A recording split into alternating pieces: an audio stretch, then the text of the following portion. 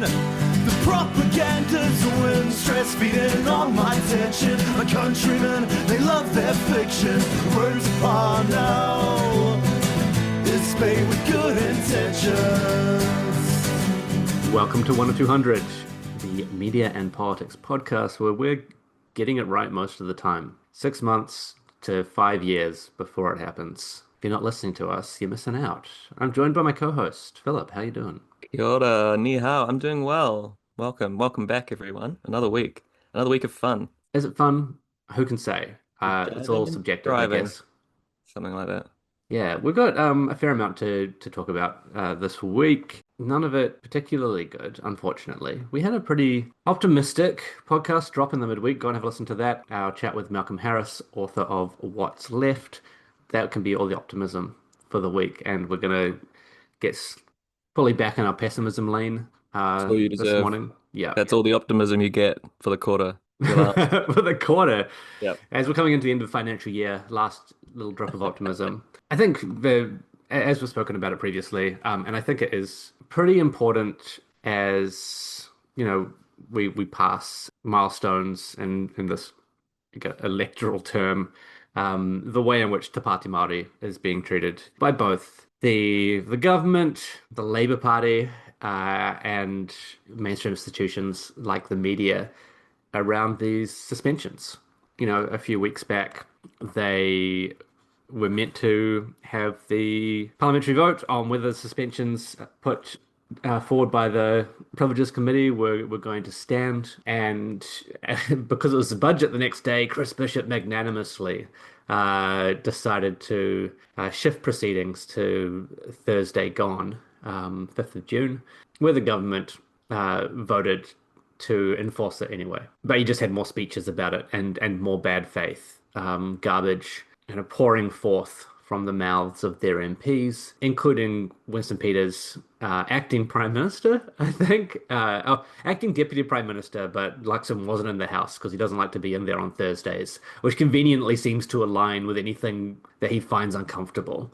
Winston Peters just being like incredibly racist when he was speaking, talking about the scribbles on Rawiri Waititi's face, and the like. Just absurd that we're having a discussion about decorum or, you know, the norms and traditions of Parliament, and why we need to hit the Pāti Māori with a heavy book while people like this mouth off and bring Parliament into disrepute for, you know, how long's he been there? 50, 60 years? Just absolutely disgusting behavior throughout.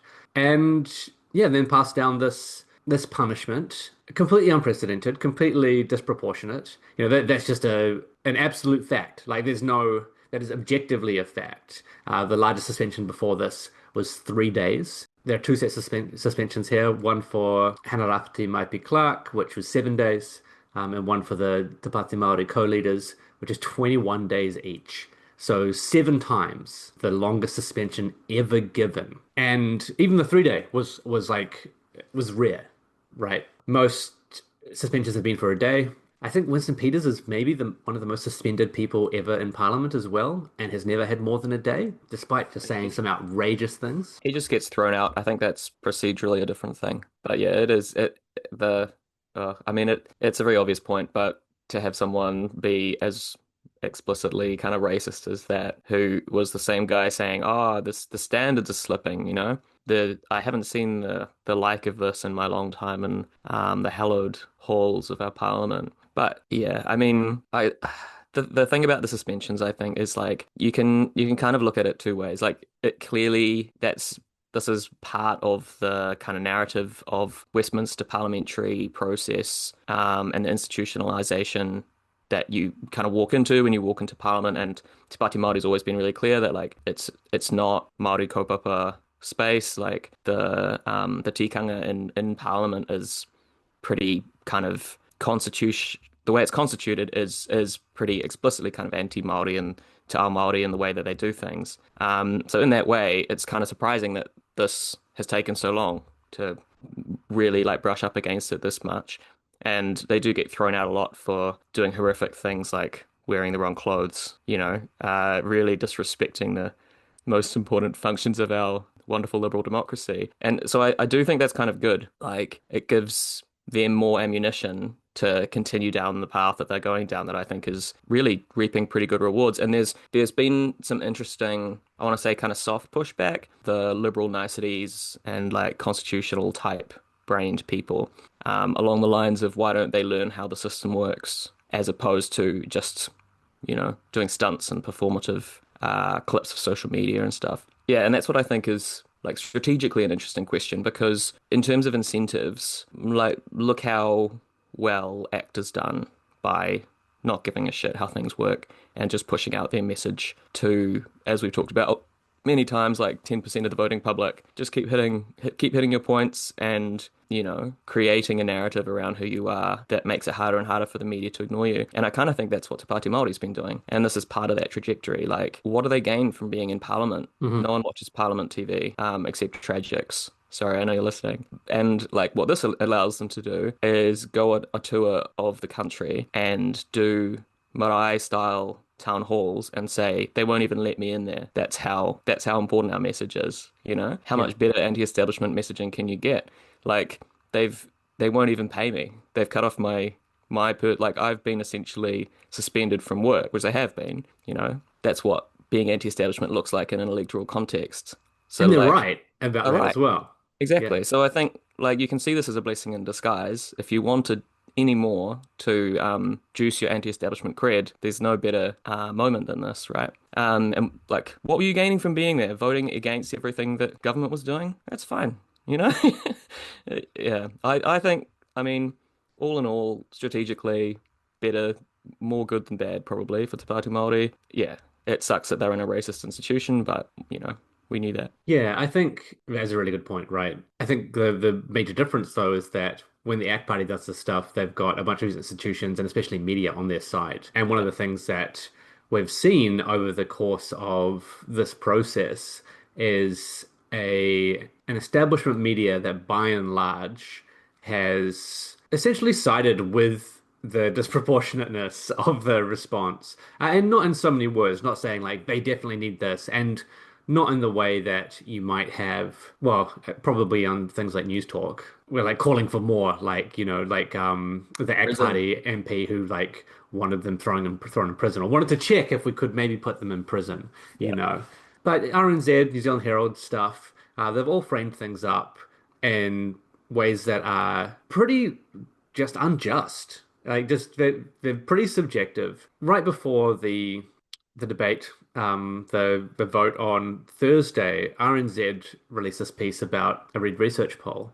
And I don't know who, I don't know who asked them to ask this question of people, but it was essentially like, do you think that this is a proportionate punishment? And something like 53% all up said it's not enough or it is proportionate. And it's one of those, like, this is the kind of polling which I see effective as a push poll. One, there's no context given. Like, with these kind of questions, surely you have to put next to it, like, this is what the history of this is, at least, because, answering public, the people who are being polled, they don't have a degree in the history of parliamentary process. Like you say, you're tragic if you do, and we love you. But why are you polling for this? And why are you framing it up as, I think the headline was something like, public agrees that this is like a fair outcome. Like, unless you're just a racist organization. And I think despite that, this still plays into your point. Like, it's also good for Te Pāti Māori to have the media against them, especially with the way that trust in media is going. But this is a very clear way in which it is just obviously unfair. And yeah, I'm really interested to see like what they're able to do and how much more noise they're able to generate around their roadshow. Because this is a really big kind of crunch point for them as they, a few months ago now, I think, announced they're going to run in the general electorate as well. How are they able to pivot it here? This is the moment in which kind of the writing's on the wall for them around we're not in parliament anymore. We're not trying to garner attention in that way. Are we going to be able to get the media to watch us and report on us, even if it's not fair reporting, while we're going around the country talking to communities? And My suspicion is that it's going to be really fucking tough. I imagine there are discussions going on in newsrooms at the moment, which are like, oh, they might have some good stuff, so we should cover this. And editors saying things like, oh no, that would be rewarding them for their behavior. You know, that kind of shit. Good point. Yeah. So yet to be seen. I agree though, like they're going to be doing better work outside of the house than in it in this case. And as they said, around the budget time when a host of people in the media and different politicians were having a dig around the co-leaders not showing up for the budget debate, right? It's not. It's they're just the figureheads at the moment. They see themselves that way. They've got a bunch of other talented people in there who are going to be in Parliament, like holding the torch. So, that work continues as well. Yeah, yeah. It's Um, it's time to like, take advantage of the fact that it's not a two-person band. It's not yeah. anymore, right? They can use that new talent that they've got in there, and they don't have the kind of depth of understanding of parliamentary process, but that's fine. You're not, that's not your forum. That's not where Te Pāti Māori is going to excel in debates and speeches in a colonial context. Like it would be weird if they did, right? If in fact if that's where they were doing their best work, I'd say But they've misunderstood their brief. no one really excels either. Like, No. even, the people are, oh, they're so good in the house. No, you're Yeah. fucking shit, mate. Yeah. Like, oh, David What does that Seymour, mean? like, really had a dig at Labour. Like, but that was pathetic. Like, You're playing to the gallery. Like this is the time if, Rawiri and Debbie travel the country, this is the time for them to find the next kind of and activate the next bunch of organizers for the next election, right? Like yeah, this is the time for them to have like deep conversations with people at Marae and like community organizing halls and community organizations and like tap into their networks and reach that next layer of the onion deep to go, look, you may have only been like tangentially orbiting politics, but you seem like you're talented, you've got some interesting ideas, you have connections to new networks. Let's tee up just a grueling schedule of meetings hmm for a month and really like hit some new spaces. And like you said, the idea that they're running in general seats now, I think that's really exciting. Like it gives them both a much broader platform to be on stages against people from different parties, which I think is really important, even as just like a space creation move, but also I think gives them reason to have more broad-based kind of social democratic hardline policies that appeal to things outside of the specific kind of tiriti issues framework and cultural issues framework, for yeah, want of a better phrase, right? Like every time they talk about foreign policy or trade policy or free dental, like health policy, they have very left-wing kind of radical impulses, but the institutional inertia keeping them tied to Maori seats means that their next marginal voter, speaking in a very tactical way, is not going to be drawn by those versus, on average, more left than normal Labour MPs yeah. who they're standing against, right? Their competition is the Maori caucus of Labour for those Maori seats. But as soon as they start reaching out beyond that, they need to be having those broader conversations.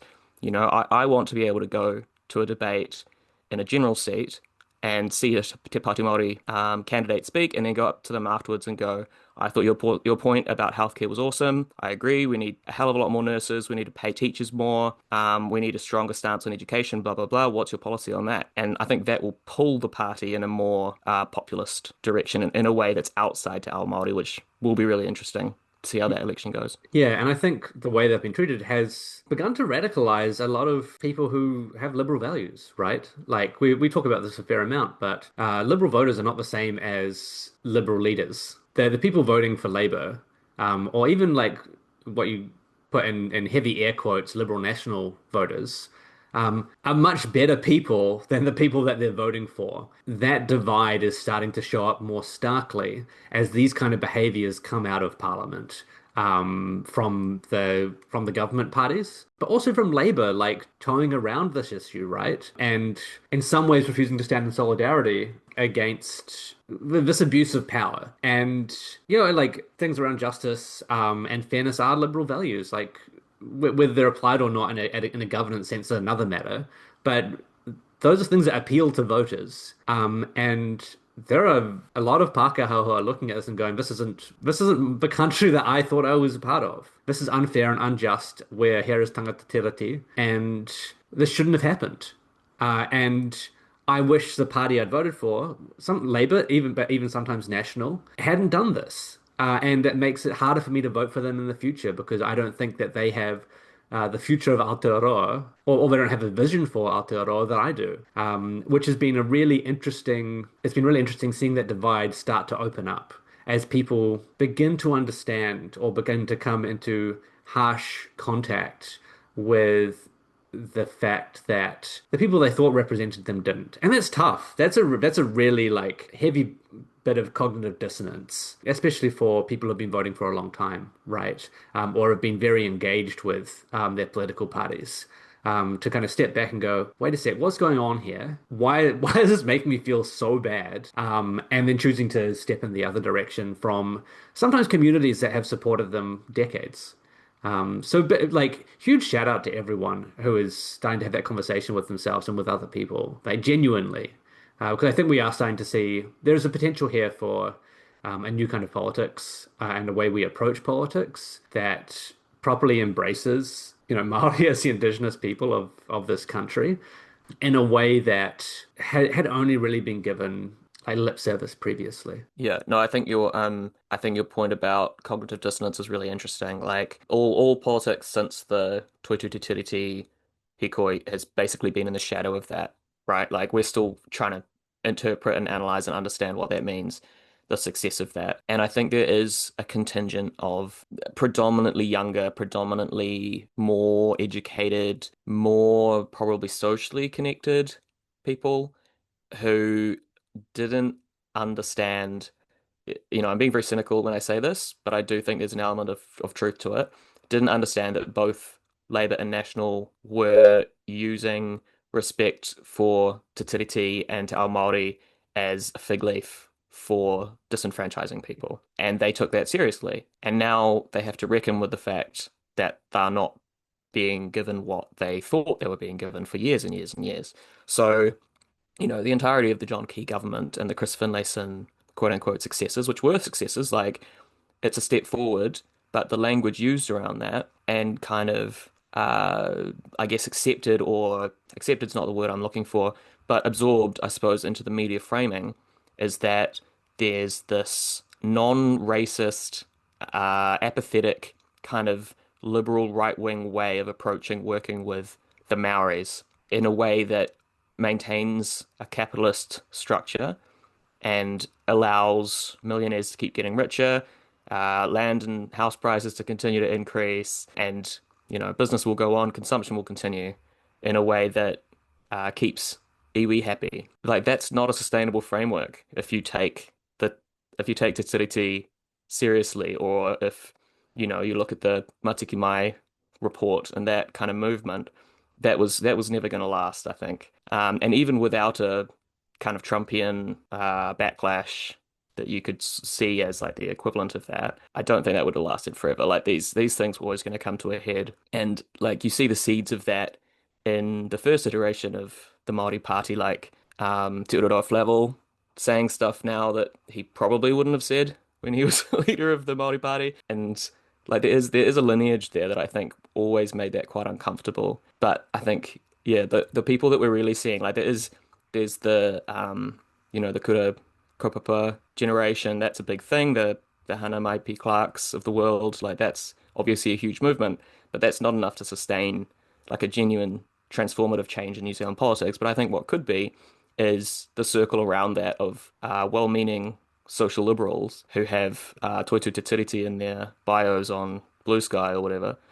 That's the people who probably haven't voted for Te Pāti Māori before. They're probably like Labour or Green voters. They might work like a social work job or HR in a corporate who took this stuff seriously when they did the treaty training that they had to do for a day and a half, or took Scotty Morrison's 2-day Māori language course and thought, actually, there's some stuff to this, right? Like we can have a really bicultural, in the best sense of that word, understanding of what this country is and like how our philosophy can function and the constitutionality of that. I think those people could be a huge expansion of the base of the Māori Party in a really like generative, valuable way. They're not huge in number from a vote base perspective, but their social capital is incredibly valuable. Like those people all know people, they all do stuff, and I think they could, you can double your vote if you take over that.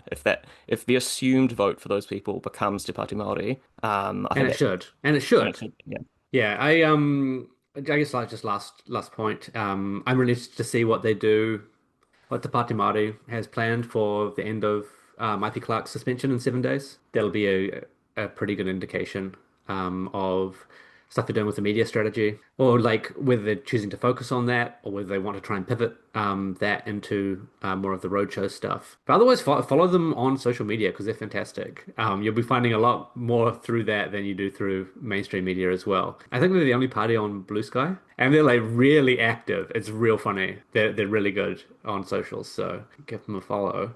Uh, I mean, imagine a first day back in the house after probably not Hannah, but after the co-leaders come back. Haka in the house, day one. Like out of Send their us out seat, again. floor of the house. Do it again. Like that went great. Let's do another 20 days, baby. Let's go.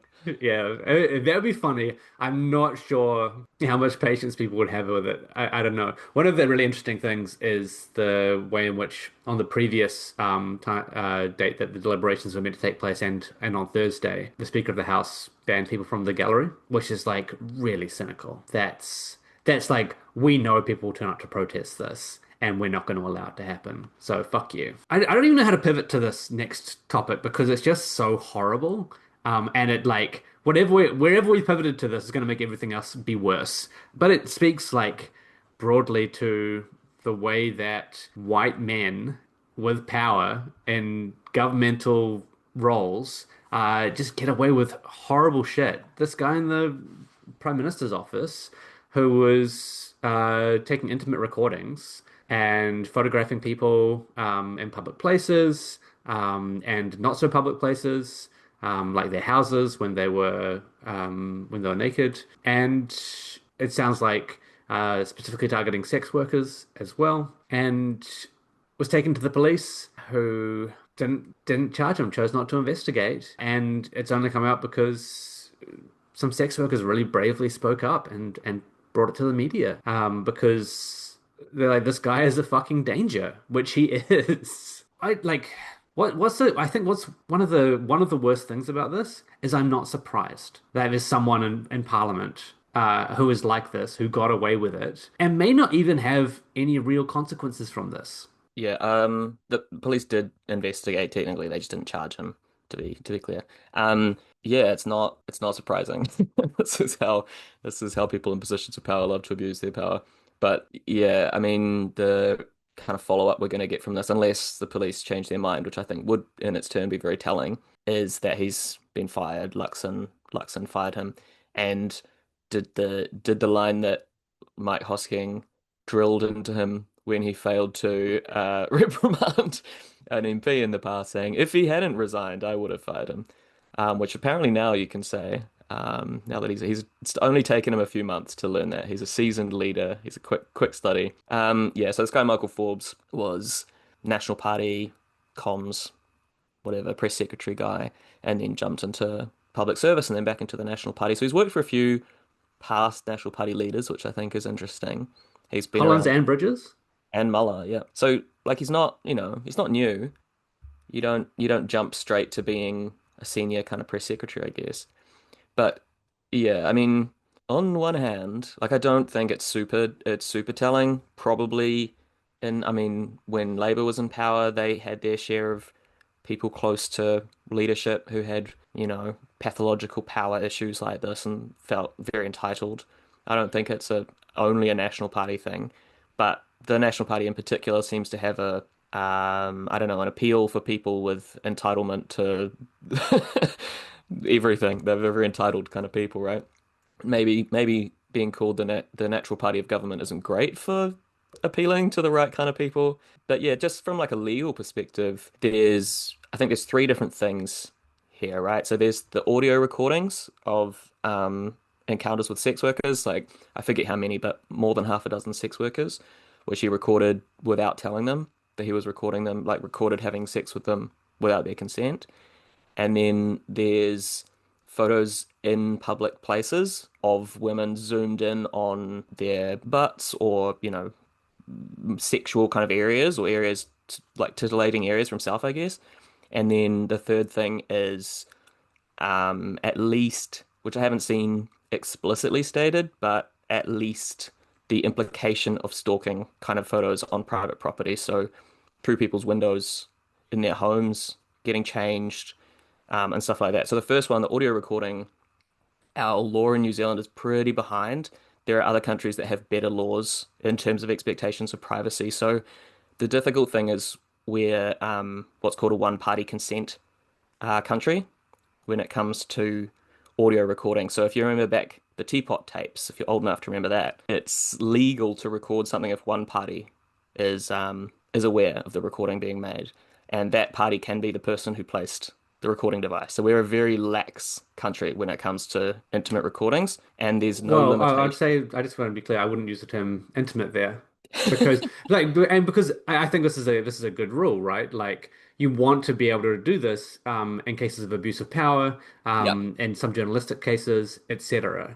Yep. But then there's that case of that split between that and intimate recordings, which is another legal definition. And I think that's a tough line, genuinely. Like I do think that's an interesting legal distinction because how do you decide what's like how the abuse of power works? Like who's the more powerful person in a dynamic like a teapot tapes scenario where you want to leave a recorder from a journalistic perspective versus a sex worker scenario where they haven't consented to that element of the relationship, right? I do think that's interesting. Like, and it would be hard for journalists to get around a blanket, for example, like two-person consent style law change. Yeah. So as hopefully if you know we're going to be a grown-up country about this, hopefully this does become like a legal conversation as opposed to just like, oh, this guy Michael's a creep, which yes, clearly he's a creep, but like this is why law changes happen, right? Like we found a creep. How do we stop this creepiness happening again? So how we change the law to, for example, include the same kinds of law change we made around revenge porn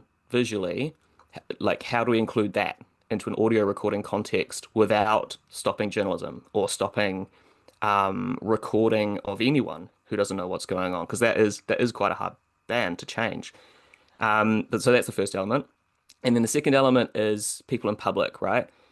Which again is quite difficult. Like if you walk around the streets with your phone and you take photos of people, there's a lot of case law to suggest that that's you don't have an expectation of privacy, is the phrase they often use, right? If you're on a public street, pretty much whatever you do, you need to expect that someone can take photos of you, they can record you, you can be caught in the background of a film shoot, for example.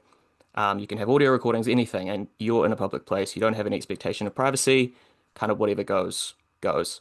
Where that might get a bit more complicated is if there were, in the first article I saw at least, there was an implication that he was taking photos of people who were asleep, and that seemed to be a separate part from the private thing. So if someone in public, for example, has fallen asleep and parts of their bodies are exposed that they wouldn't be happy to be exposed, that could be an element that's separate from that. And then the third thing, which I think is the thing that is pretty clearly He should have been charged for, right? he should be charged for, is taking photos through people's windows where they do have an expectation of privacy. So if you're getting changed at home and there's a crack in your blinds and someone is standing in your bushes outside with a phone zoomed in on your naked body getting changed, you do have an expectation of privacy. You're in your home, you're not getting And changed. that's it. That's the only line you need, right? Right, Like, you'd think so, and that's what seems to me that the police just kind of went, oh, too hard basket, which they could change their minds about. They could decide to charge this guy with a crime, but it is telling that they went, we've looked at it and we've decided it doesn't meet the threshold. And like, I think people are being kind of obtuse about this. Like, they could have not made that decision, but police make these discretionary decisions all the time, right? This is how institutional power works, is that a brown person who didn't work for the government might have had a different outcome in that moment of discretion. It's not the things that people do that make them different. It's when the police say, oh, this guy's basically a good guy. He's got some issues. He said all the right mental health words. He's fine. Like, let him, give him another chance. Whereas if someone looks different or comes from a different background or has different connections, if they're you wearing a just don't jacket, like him for some reason, right?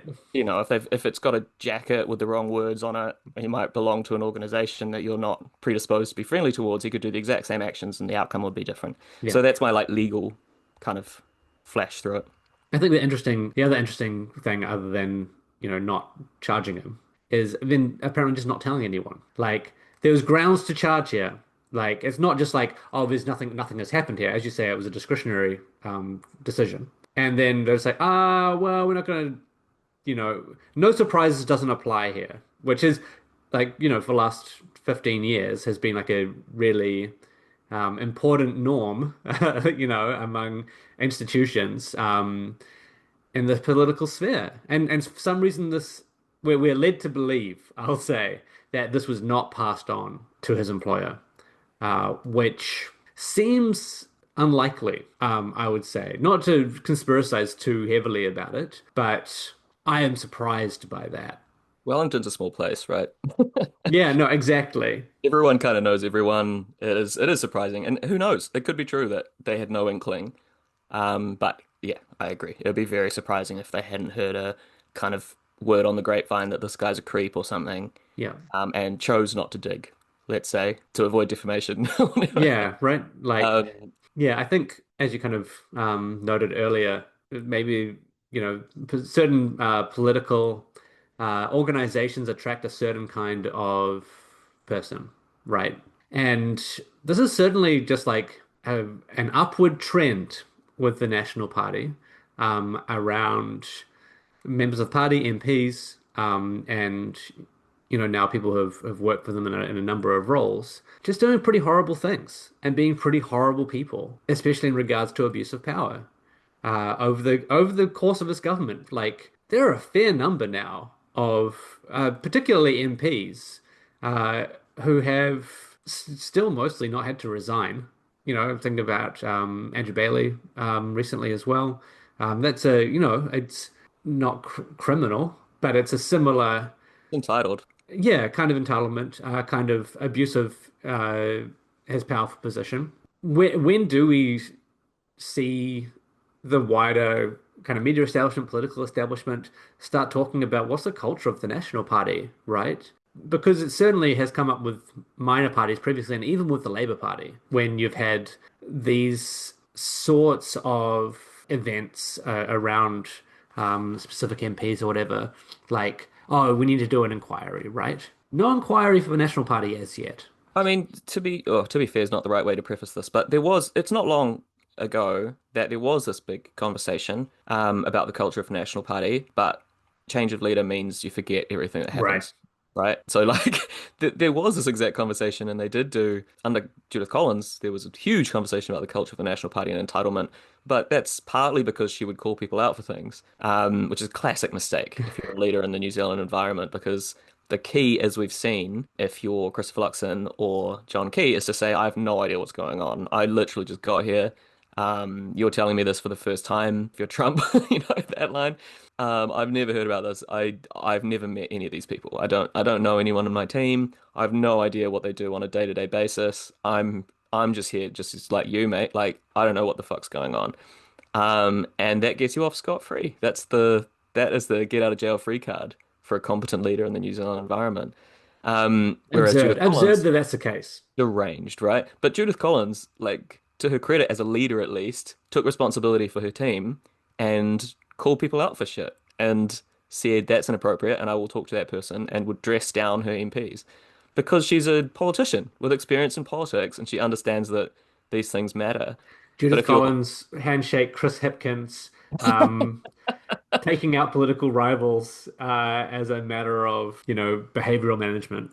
Yeah, yeah. I mean, she was good at that one thing, but that doesn't pay dividends in the public gallery because that's not what journalists like. Journalists like to see a leader say, "I don't know what's happening. I'm an idiot too." Like just like me and you and your listeners, your watchers are all idiots. They have no idea what's going on. I think we can all agree that it's not a big deal, and we should get a beer and talk about growth for the country. Yeah. And did you see that new episode of TV show The Sports, whatever it might be? That's what works if you're talking to Jason Walls, right? Yeah, or I guess the other side to that as well is like, okay, if I say something is wrong, this is going to end up being a scandal, right? Yeah, Because the media will just like scent blood in the water. yeah. Never back Um, down, never admit weakness. It's yeah, it's depressing. it is, and I wish the people consistently telling everyone else to be grown-ups were themselves grown-ups about this stuff. Credit to the journalists who've brought this forward, though, particularly Paula Penfold, who like brought the story to stuff for platforming this. And Michael Forbes was a previous stuff reporter, so there's an interesting like full circle. Yeah, and we're so open about it as well in the Yeah, reporting, which which is is great. again credit to them. Yeah. Good for them. Yeah, exactly. Because this is the kind of stuff that we do, like it is really in the public interest. Like you've Mhm. got to know that there are like people with power who are out there acting in this way. Hopefully before they do anything worse.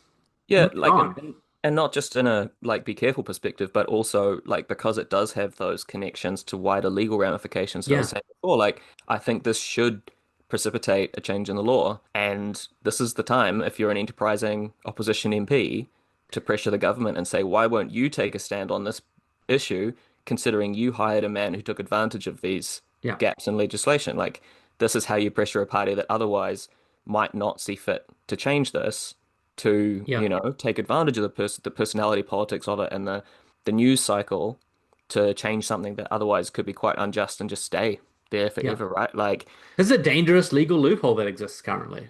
and you know, the flip side to what we're saying is that thousands of men around the country just learned that if they record a sexual encounter without the other person's consent, that's legal, right? That's now in the newspapers. And I bet a lot of people assumed that wasn't legal until now. Yeah, horrific. Absolutely Mm. fucking horrific. Nasty, yeah. And if the government actually does need to move really fast on this for that specific reason. I guess heading overseas to continue the entitlement conversation. I don't actually want to spend much time on this. It's funny, but it's boring, right? When you start to like unpack it more. Is Elon Musk versus Donald Trump going to be meaningful?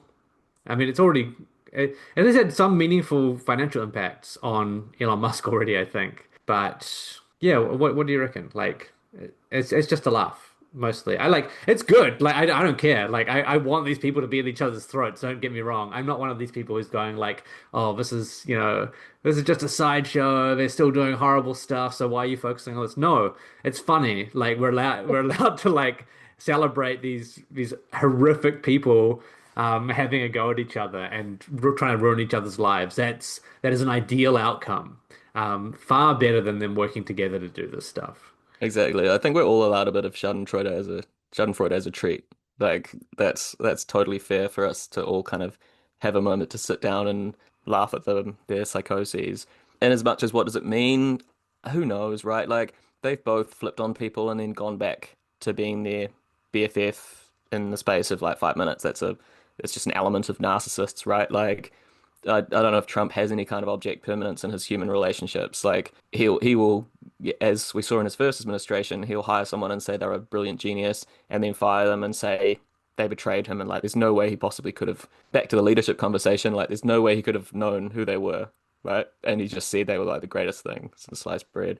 And Musk's done a similar kind of thing on a personality level with minor media celebrities on the right.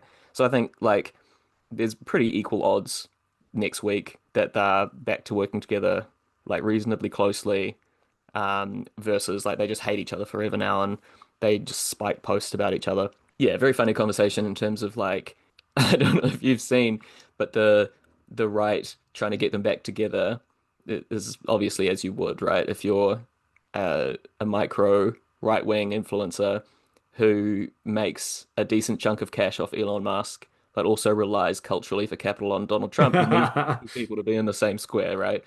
Entirely like for self-aggrandized, for self-interested reasons. But it's very funny watching their increased desperation and trying to get their divorced parents back together. This is like very cute. But in terms of what actually the underlying parts of it, like it could be the refusal to kind of extend EV subsidies that Trump is kind of suggesting it is. It could be. I do sort of believe that either of them could be right. Like Musk might be telling the truth when he says he thought there'd be more cuts in this big spending package that Trump's pushing through, but that would take like an amount of naivety that even Musk, like I don't know if he's that stupid when No, it it's comes. almost certainly that he didn't get what he wanted, right?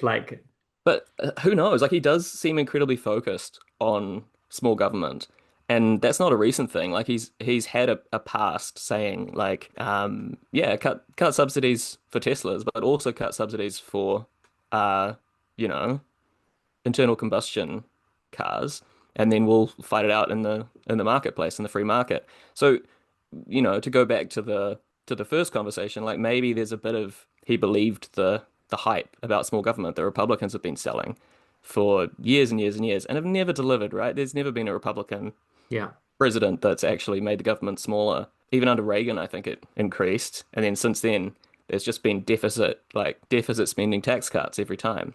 But I don't know, if you never actually did your own research and you just believed the words coming out of Republicans' leaders' minds and you were a sort of small government libertarian style psychopath, then maybe there's an element of him that thinks small government's good, and this guy Donald Trump has said he's against spending, so why isn't he decreasing spending? And then he starts his Doge thing, incredibly just ballses that up and doesn't get even a tenth of the amount of cuts that he thinks he can make. Like it would be frustrating, right? If you were kind of an idiot and thought that small government was good. Which he is. There's this one pinned tweet of Elon Musk's, which is maybe indicative that he wants to try and go the distance on this. But who can say? What he says he's done a poll. Is it time to create a new political party in America that actually represents the 80% in the middle? Finally, Interestingly enough, finally a fair go for centrists. just over 80%, 80.4% of people say yes. That So that might makes be the sense. 80% he's talking about. I voted yes, and so should you. It's a good, yeah. And that might just be the kick his narcissism needs to really fucking make a move Waste here. waste another billion. That's why I voted yes, and that's why you should too. It is very funny. Like I love the idea that the first thing you do when your pet president doesn't do what you tell him to is you just start a new political party and recreate the Republican Party from first principles, based on small government or whatever nonsense you. Yeah, I and can't wait. I we've got this can't wait. absolute like garbage takes from particular kinds of, I'm gonna say centrist brain, but they're kind of fascist, right? Like Iglesias and stuff, going like, "Oh, the Democrats should reach out to Elon Musk now." And Elon Musk Authoritarian at the moment is centric. he's posting about solar power and batteries, like this is Oh the my only God. way of the future. And you're like, what's going on? This is so fucked, man. I want Um, the abundance party. I want Elon Musk, that woman who's like pushing her book, who used to work for Biden, Andrew Yang and the Abundance Boys. I want to see them on stage, like pushing a new political party. They will get like negative 10% of the votes and spend incredible. billions and billions of dollars. I can't wait. What if they had an AI god on Oh, their team though? Have you thought about that? it'll be that episode of Black Mirror with the AI candidate who doesn't exist. Yeah, incredible, incredible. I mean, the as with all these things in the United States, though, like it's all hilarious fun and games. But this stuff does have an impact on the rest of the world, right? As these, children lash out at each other. They increasingly seem to have no control over their own behaviors. This is the richest man in the world and the most powerful politician in the world, right? Like, Yeah, yeah. just having a blow up in public. Ego and ketamine are a hell of a drug. Like, stay off both of them, folks. Stay healthy. Stay clean. And it's going to have an impact. And I don't know. I don't want to go out like that personally. That Not the said, Armageddon we deserve. I do want all these people fighting each other. I don't want to go out like that, but I do want them to collapse US power like this. I think it is a viable off-ramp. Everyone else just needs to start fucking organizing though, understanding that this is what's going to happen. If this spreads, if more of the richest people in the world start taking sides here or start their own little feuds, shit gets real. We can only hope. Listen to a podcast from midweek where we talked about some ways in which you can organize effectively for when crises occur. Because, yeah, it's a time of monsters or something. Yeah. I I don't mean, know. least bad situation for us is all of these assholes fighting, right? Like, Yeah, better that than getting on. And then there's also the potential complicating factor of Palantir and Peter Thiel and their recent contracts with the US government. And obviously, Peter Thiel and Musk have a long history and enmity. So who knows? Maybe Trump's just been brought into that orbit. But Yeah, better they're all fighting than all working together against Yeah. us because class exists. Hooray. Well, that's what a great note to leave it on. Once again, go and join an org. Go and learn how to organize and get your community aligned, right? Like, go set up a disaster council, uh, because we're gonna need it, and it's just good to get like on hands-on experience doing this stuff. You know, we've already got like flooding and stuff happening across New Zealand. You know, other kinds of disasters like that that the government is less and less willing to help communities with. So be part of the solution there. And it's a gratifying thing to do, if nothing else. Thanks for joining me, Philip. Of course. Have a great week, everybody. Yeah. And share this around. Let people know that there's something out here. And subscribe if you haven't already. We'll catch you next time. If artificers are then I'm living a pointless life, but learning all your lessons. Fucking politics, there's no distinction. The road's upon now. It's paved with good intentions, and I'll admit that I'm at a loss for what to say when they criticize the cost we ought to stay. 'Cause I live amongst the people every day in this vindictive, forgetful fucking rain. It feels like we're all